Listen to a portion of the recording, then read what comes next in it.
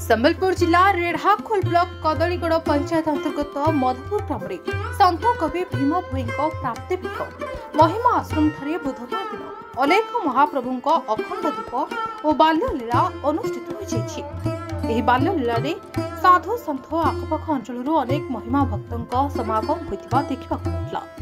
शेष में भक्त मैंने प्रसाद सेवन करथिबा बेले शेष बाबा महेंद्र बाबा नरहरि प्रधान शंभु प्रधान विवच्छ प्रधान महेश्वर प्रधान नीलांबर प्रधान पार्थ प्रधान ईश्वर प्रधान और कार्यक्रम में ग्रामर समस्त सदस्य माने सक्रिय सहयोग करते। सिद्ध साधु मैंने सब आगु आसते बहु वर्ष बांधा करुले महिमा प्रभु आज्ञा यदि बांधा हो हजार हजार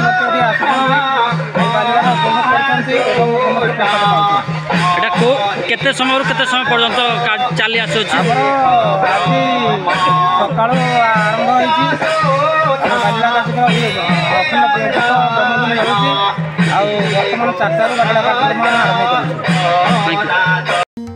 नाकटी देलुरो विनोद कुमार सेटिंग को रिपोर्ट हिरांचल लाइव।